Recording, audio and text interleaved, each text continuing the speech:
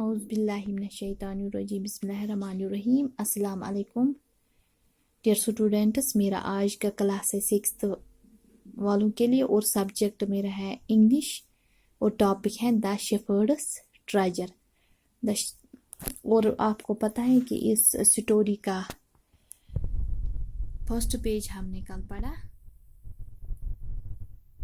Page number 115 یہ ہم نے کل پڑھا. اور اس میں نے آپ کو بتایا کہ میں اس لیے آپ کو یہ ریپیٹ کرتی ہوں کہ تاکہ آپ کو یہ سٹوری اچھی طرح سے سمجھ آئے. ایک دفعہ ایران کے ایک گاؤں میں ایک غریب چرواہا رہتا تھا. وہ بہت ہی غریب تھا. اس کے پاس ایک جھونپڑی، چھوٹی سی جھونپڑی بھی نہیں تھی. وہ کبھی اسکول نہیں گیا تھا، نہ اس کو لکھنا آتا تھا نہ پڑھنا، کیونکہ ان دنوں بہت ہی کم اسکول ہوا کرتے تھے.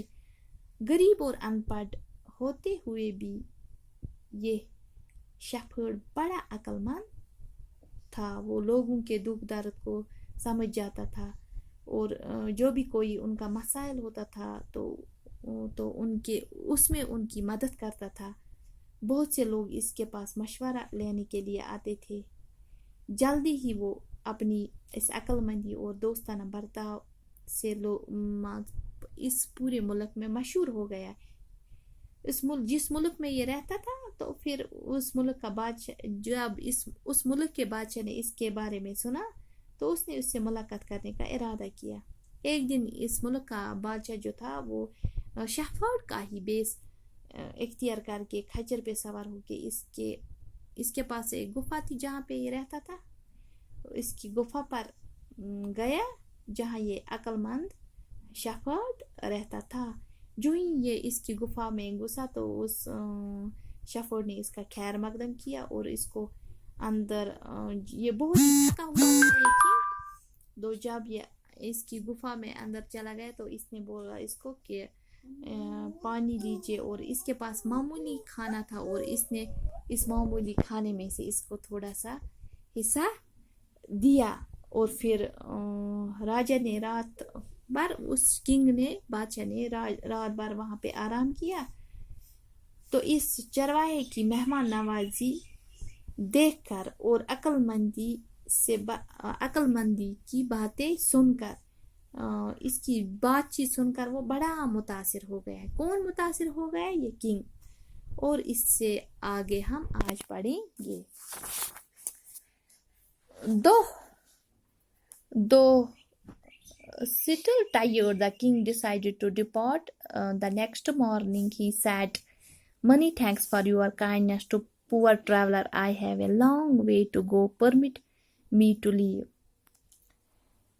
کنگ ابھی تھکا ہوا ہی تھا تو پھر اس نے اگلی صبح جانے کا ارادہ کیا. کنگ نے اس چرواہے کو کہا کہ آپ نے ایک غریب انسان کے ساتھ اچھا برتاؤ کیا. میں اس برتاؤ کے لیے آپ کا بہت مشکور ہوں. تو اس لیے مجھے اجازت دو جانے کی. تو مجھے اجازت دو، میں یہاں سے آپ جاتا ہوں. Looking straight into the eyes of his guest, the shepherd replied, Thank you, Your Majesty, for paying me the compliment of a visit. اپنے مہمان کی آنکھوں میں جھانکتے ہوئے شیفرڈ نے ٹریولر کو بادشاہ سلامت کہہ کر مخاطب کیا اور کہا، بادشاہ سلامت، آپ یہاں آئے، اس عزت افزائی کے لیے میں آپ کا بہت شکر گزار ہوں. The king was astonished as well as pleased. He is indeed very wise. He thought to himself, I need people like him to work for me. And the king appointed this humble shepherd the governor of a small district. بادشاہ حیران بھی ہوا اور خوش بھی ہوا کیونکہ یہ بہت ہی عقل مند شیفرڈ تھا. راجا کے دماغ میں یہ آیا کہ راجا سوچنے لگا کہ مجھے ایسے ورکرز کی ضرورت ہے. اس نے وہیں پہ ارادہ کیا.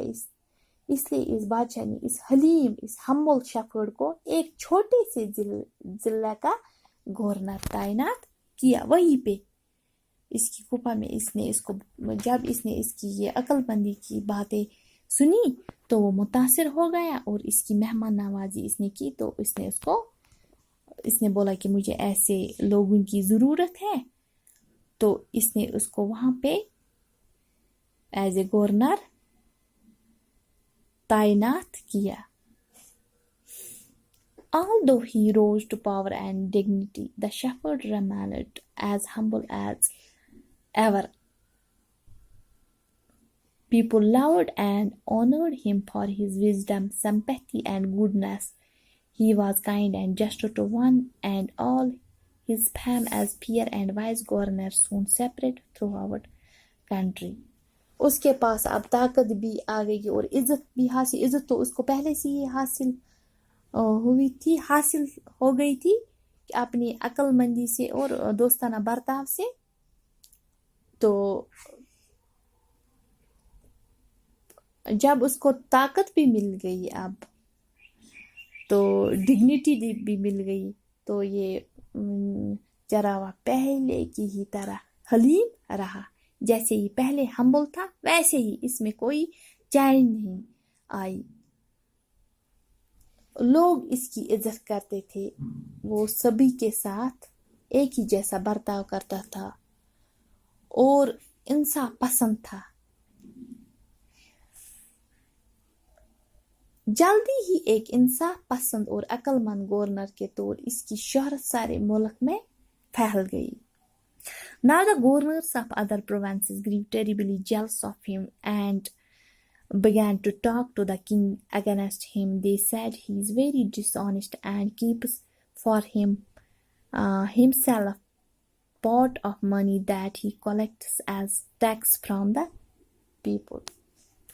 अब दूसरे सूबों के गवर्नर इसके साथ बहुत ज़्यादा हसद करने लगे और इस शेफर्ड के खिलाफ वो किंग के कान भरने लगे और राजा से कहते थे कि ये शेफर्ड जो है ये बेईमान है, ये लोगों से पैसा इकट्ठा करता है और अपने पास रखता है.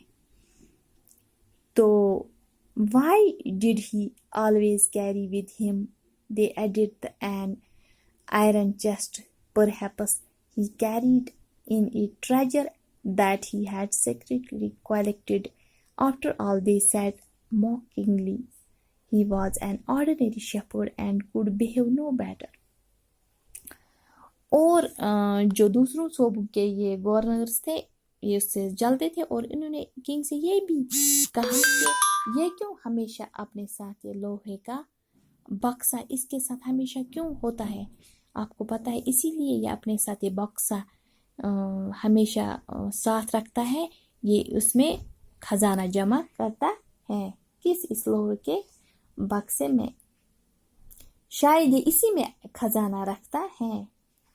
और ये इसका मजाक उड़ाते थे और कहते थे आखिरकार ये एक चरावा है, इससे बेहतर बर्ताव की उम्मीद नहीं रखनी चाहिए और ना ही कभी रखी जा सकती है. बाकी वसल